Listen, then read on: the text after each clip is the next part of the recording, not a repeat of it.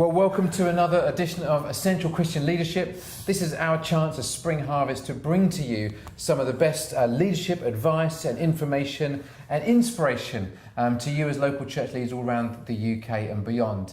And we really believe in the local church. Spring Harvest has been here for many years as a national event. But we felt just over a year ago it's really important that we start to engage throughout the year into serving the local church through our local church leaders. We believe in you. We know that if the local church leader grows stronger, the church grows stronger. And if this church is strong and healthy, it will change and transform its local community. So we really are invested in what you're doing. And each month we've been inviting different church leaders to come onto this program and just to say, could you tell us a bit more about what you do? Could you help us learn? We want to get better as leaders. And so this month we've got our first ever overseas visitor, first ever. It's amazing. And so really excited. I've got to be careful here because I'll introduce to you someone I've never met before. I had to Google you. But this is Kees Kraayenoord. Yeah. And Kees has been over the UK many times before. Some of you may have seen his music. He's worked, I know, with Worship Central and probably, I guess, with Tim Hughes and that kind of crew. And maybe involved in leading worship. He's going to be leading worship at our Skegness location for Spring Harvest this year. But Kees, you also lead a church. Apart from, I've got here 5 albums you've done. I'm doing all right, 5 albums. And but you're in the Netherlands and you lead a local church. And I cannot pronounce the name of your church. Mozaiek 0318. What's with the 0318? The 0318 is our net number. If you call us, 0318. It's like your local code? Yeah, local code. So, okay. So just to let the people know. I mean, there's like a bar called 0318. There's like a lunchroom called 0318 and a business club called 0318. So we just wanted to be a part of our community to let the people know. Look, we're from around. We're locally. We're your neighbourhood. Is that what we would call in the UK like a postcode? No, just what we use. Your dialing code. Yeah, dialing codes. Okay, so the prefix to the. Wow. Okay, so your church Mozaiek 0318. Yes. There we go. We got it. And Kees, I'd love to hear a bit about. I mean, first of all, tell us a bit more about yourself and your family. Because I've Googled, but it doesn't tell everything. Okay. So I'm married to Nicole. And we got 3 daughters. Wow. 20, 18, and 15. And one is coming to Skegness.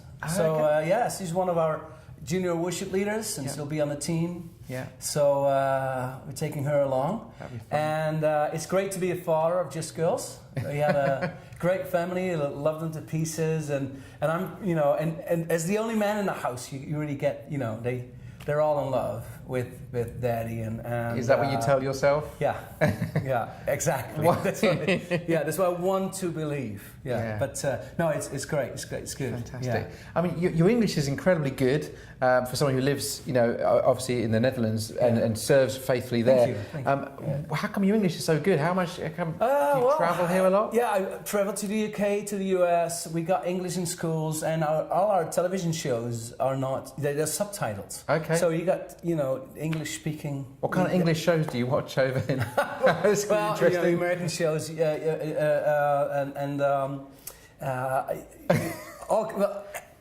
everything that all the stuff that Hollywood has. I mean, it's all on Dutch telly, of course, but as a matter of fact, I love Seinfeld. Do you know Seinfeld? Yeah, it's an old show. Yeah.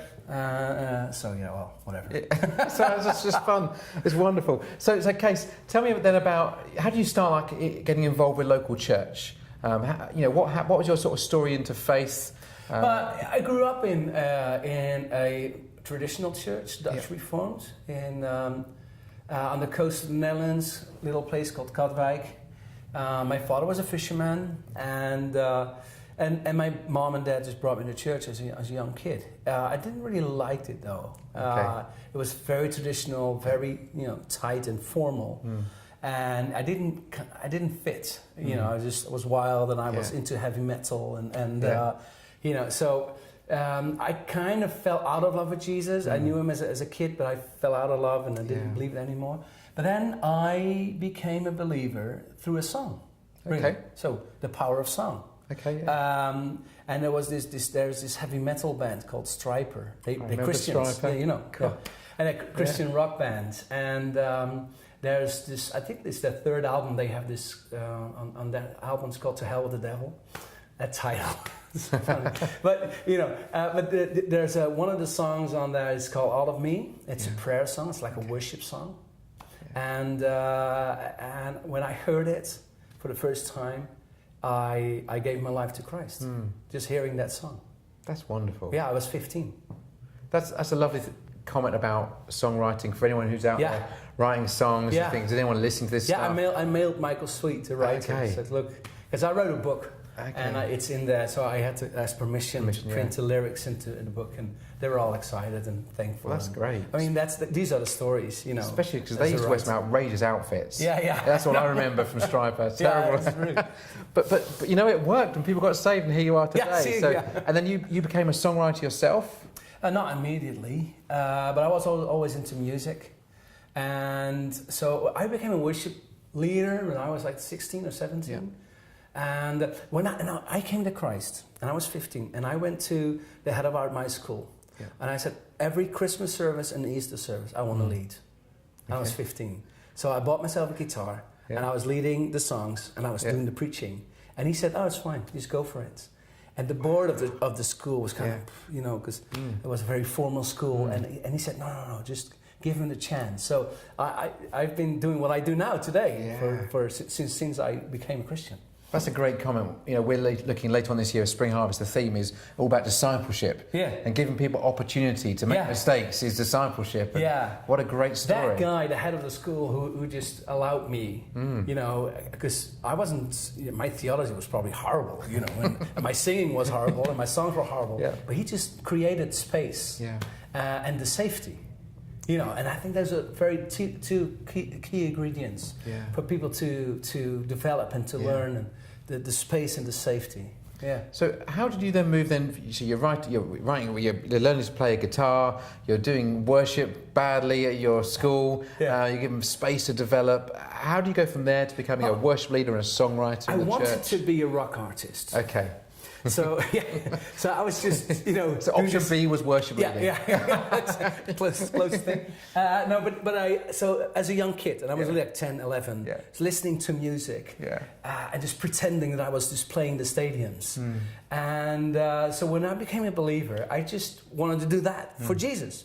But then I got involved in this little church, evangelical church, and they asked me to lead worship in the youth group. So I started lead worship when I was like 16 or 17 or so. And then I found this advertisement by Youth with a Mission, and they had something they called the Worship Leaders Week. Right.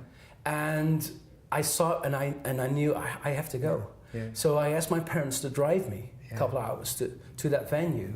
And for a week I was just part of this learning community. And then I knew. And the first thing they said there was a lady there called Lynn Swart. She's from, maybe you know her. I know Lynn. Yeah, she's from South Africa originally. You know her? Great. Yeah. And she talked about worship, and the first thing she said was, okay, guys, worship is a lifestyle. And I was thinking about the stage. I was thinking about, the act and the performance. And for the first time in my life, I heard about the heart of God, that He wants to be intimate with us, and I can love Him, and He loves me. And that lifestyle of worship, instead of just the act of worship, it just changed my mind, blew my mind. And from that moment on, I wanted to be a worship leader. That's awesome. We didn't call it worship leaders in those days. It was like a song leader. Yes. I mean, those were the days of... I think this is like 88, 89 or so, Okay. The only worship leader was Graham Kendrick. He was the worship leader. The only one, Absolutely. Wonderful. The dinosaur. Well, it's just, him and others have set an incredible track of worship is now in the UK and around the world. It's phenomenal what we're seeing. I wanted to be him. I wanted to be him. Literally. And then we had those March of Jesus in the Netherlands. And they asked me to lead some songs on a truck. It was really, and I felt like Graham Kendrick, so it was really, really good. Really amazing. And then I got married when I was 20, and then we both knew that God called us for ministry, so we went to a Bible college. So that's like.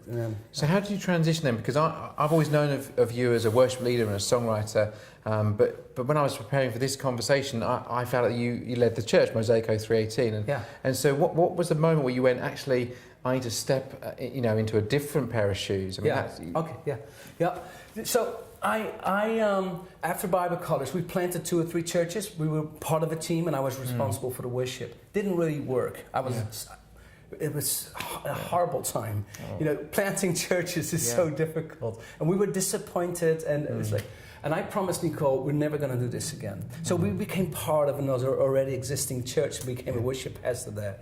But then I released my first album, and it went through the roof. Yeah. And then people started to invite us, and we started the tour. And then I kind of said goodbye to the church. It was a really bad move, looking back. I was like, I felt like this. Okay, well, now we can travel and we can just go places and do the rock thing. Do the. But after a couple of years, we just missed the local church. We felt God saying, I want you to invest your ministry within a local church. Actually, it was on a tour. And 2008, and I was touring with Tim Hughes. Okay. And the last night, usually you go to a bar, you have a drink or two, and just with the team and the crew, and I said, Tim, come on, let's have a drink. And he said, no, I have to catch a plane early in the morning, for like 4:30 in the morning, because I have to lead at H2B. Okay. And some part of me said, oh man, I'm so sorry, but another part of me said, that's what I want for you. Yeah. And that was like it changed stuff. And then we felt God calling us to bring our ministry, our traveling ministry, to bring it home in the local church. And that was the start of a church plant, because we just started. We felt that God was calling us for a new church in our community. And we live in the Bible Belt, you have to know this. And there are a lot of traditional churches, and we love them. They're great, and God bless them. Yeah. But in order to reach the ones no one is reaching, you need to start doing what no one is doing. Correct, Rochelle, quote. And we just felt this community where we live, the Bible Belt, it needs a fresh sound. Yeah. It needs fresh worship, fresh approach to how to do church, and not just do church, but help people and to be the church instead of going to church. So that was the beginning of Mozaiek 318. So you planted Mozaiek 318 from scratch? Yeah, from scratch. With a couple of families. First, I promised my wife we were never going to do this again. Yeah. But my manager, in a conversation, we were talking about church, and I was just leaking vision, and I was just in my holy discontent talking about church, and how I think God sees church and blah blah. Yeah. And after I was so excited, and then my manager said, "You know what you should do? You should plant a church." Yeah. And I said to him, "I'm so glad that God is not calling me to do that." Is that your response? Yeah. Wow. And then that moment I started weeping. Yeah. Just tears. I'm like, I just the Holy Spirit says, "No, I am calling you." And then I went to Nicole, and I said, I'm afraid I have to break a promise. And she said, no, that's all right, because God has been speaking to me too. And then we just called a couple of friends, and some of them said, oh, we're just going to pray for you. Others said, no, we're going to join you. And then we just started with 2 families, 3, 4. And then so we launched. When was that? So that was, so we prayed for a year and a half before we started. And then we invited people into our home, just for brunches and lunches and get-togethers and worship in the living room. And we did our first worship service, public service, January 2012. So that's 6 years ago. Yeah, not long. Yeah. So, and then we had 40 people there, and we were like, who are these people? And a week after we had 70. Yeah. We were like, who are these people? And then we had 120, and it was growing and growing and growing, and now on an average Sunday we have 3,000 worshippers coming. 3,000 in 6 years. In 6 years. That's crazy. Yeah, it is crazy. That's beautifully crazy. Obviously, people were hungry. Yeah. Hungry for something. Yeah, hungry for something new, something fresh. I mean, this happens all the time in the UK.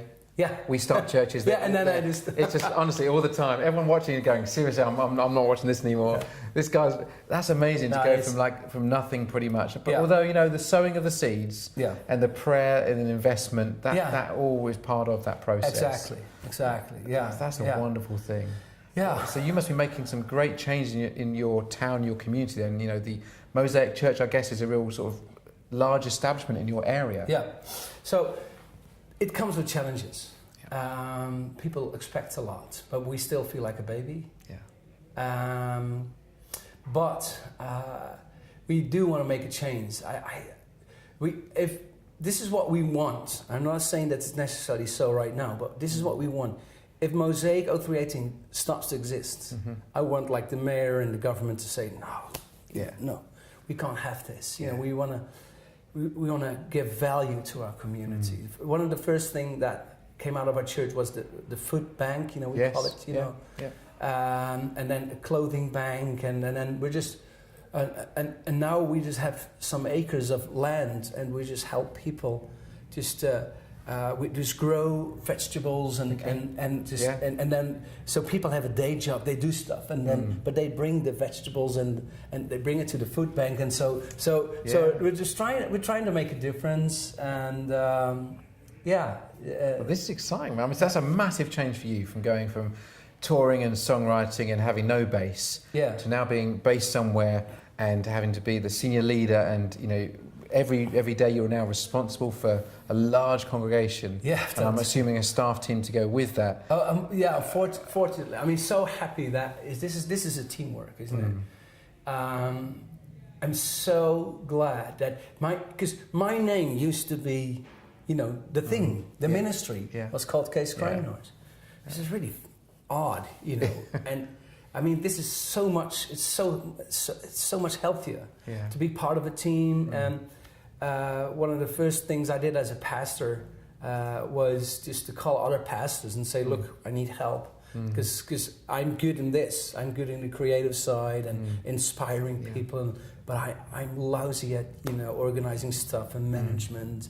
I need help, you know. So now we have this team of leaders, and it's so helpful. So that's good. Yeah. So really, what does your really average week look like? You know, what does your Mondays are off. Okay. Yeah, Monday is Sabbath. Yeah. You know, and I usually just then go clean the house together with my wife. We just have our chores and we do some stuff in the house and read books or do, well, to be honest, watch a lot of Netflix. You know.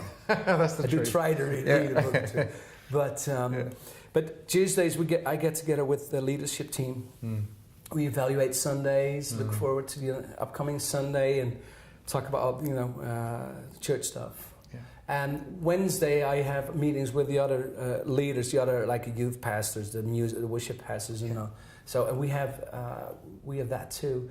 At the same time, we're launching this school called Mozaiek Worship College. Okay. So the girls overseeing that, I meet her Wednesday afternoon. So, I mean, church life is a lot of meetings. Yes. It's a lot of meetings. It's true. And then Wednesday evenings is usually Bible studies and that kind of stuff. And Thursday I try to find time to stay connected with the worship ministry. So Thursday and Friday I try to write or connect with other worship leaders and do that kind of stuff. And obviously, you know, preparing sermons, Bible studies, in between all writing. That. Between all and that. Do you still lead worship? Yeah, one of the ways to lead the church is lead worship. Yeah. I really love that. Try to do that like once every 2 months, hopefully once a month. I'm not sure that'd be a blessing to my church, but I think it sounds like it could be a blessing to your church. Kees told me this will really help the church. If I'm trying to lead worship, my worship pastor will be so pleased with me. You do that. No, it's a great way to connect with the worship leaders because you really feel like that God called me to also be a father to other worship leaders. I mean, I've been around, you know, I'm a bit older than the others. And so this is to work with them is the best way to you know, to teach and to connect instead of just saying how they should do this. Yes. Because I couldn't do that. No, you know, I understand. What is it about the local church that you love? I mean, there's that time where you didn't want to be based in a local church, you just wanted to kind of travel. Now, I guess if a young worship guy came to you and said, I'm just going to ditch the church, I'm going traveling, you're like, whoa, stop. Yeah, that is, I mean, that's my holy discontent. I've been in our sister faces, you saying, where's the church? You're like, where's the church? People are getting sick of me. But now, what I absolutely love about, I mean, it's God's choice. It's God's desire. He died for the church. Yeah. It's the hope of the world. I know Bill Hybels has been saying that for 30 years, but I start to believe it. It's true. I absolutely do believe that. And I love the fact that church is all about vulnerability and just, I mean, because when I was touring, I just handpicked the best musicians. Yeah. Doesn't work that way in church. See? Yeah. And I love that. It's training, it's discipling, it's sometimes fighting, hurting, healing. You know, it's all of that. It's just about people. Yeah. The reason why we're called Mozaiek is because we believe that we're all broken. And we're all broken. Yeah. The pastor is just as broken as the guy who just walks in on Sunday morning. But we have a healer. Yeah. And when he brings us together, there's this work of art called the church. So beautiful. Yeah. So the number of people listening here will be leading churches probably much smaller than your own church. What advice would you give? I know you're saying you're new to this and you feel like a baby in some respects. What advice, if there's any kind of wisdom you could give to local churches? You've travelled around, you've seen churches in the UK. People listening would go, I'd love to kind of have a little bit of a wise thought from the UK. So what is it that you think, I'd love to give this bit of advice? I think the number one advice would be, I think we have to never stop dreaming. When leaders don't dream anymore, they're just, just going through the motions, church's not going anywhere. We need a dream bigger than ourselves. We need a dream that scares us a little bit. Yeah. So we have, as leaders, we have to know where we are at in 2 years' time or a year's time. It doesn't mean necessarily that we're going to end up there, but we have to dream about how can we change the community, or how can this church be a little bit more alive, or a little bit more this, and how can I see this? We have to see. Yeah. We have to see things and dream things, and because that will put you in motion and gives you direction. Yeah. And out of that comes strategy and organization. That's number two, number three. Yeah. But we need vision first. That's good. Keep dreaming. Yeah. Keep dreaming. Yeah. So then, apart from obviously leading worship at Skegness in April, what are you most excited about the future for you? You talk about dreaming. What's the future is exciting you? What's your dream right now? What are you excited about? Well, this year we want to launch our Mozaiek Worship College. One of the reasons we felt that God called us for this church was that this church was going to be the foundation of a school called like a worship college. And I have been disappointed, and I've been striving and trying to launch it earlier. Right. But the church was so much work, so I was like, when, God, when? Yeah. And people were critiquing and saying, hey, you started, you always promised the school, where is it? And I said, they're right, But this year is this year that we're going to launch this thing called Mozaiek Worship College. We want to be, it's from the church, for the church. Yeah. So we don't train artists. We just want to train young people or old people who want to serve their local community, local church, with music and worship. Amazing. And trying to be in touch with that church and with their leadership and team, and just help them to write their own songs, or to be better musicians, or to serve the church better in the area of worship and music. Thank you, Kees. This is great. Well, we're excited about having you at Spring Harvest. We're looking for. I'm jealous. The people at Skegness are going to have a great time with you. And I'm bringing a young team. You're going to have a whole young team. Yeah, I bring on an 18-year-old drummer, and it's going to be fun. It's going to be fun. It'll be fun for everyone. Wonderful. Well, thank you for joining us. Thank you for joining us as well. Thank you for being part of this month's leadership, essential leadership interview. Keep dreaming. As Kees is saying, just keep dreaming. You never know what might happen if we start to dream and bring our dreams to reality as we sort of pray and see what God can do in our communities. Next month, we're being joined by Chris Rogers. Chris Rogers is part of our Spring Harvest team and looking at a new discipleship tool he's developed. It looks really exciting. We'll see you then. Thank you for joining us.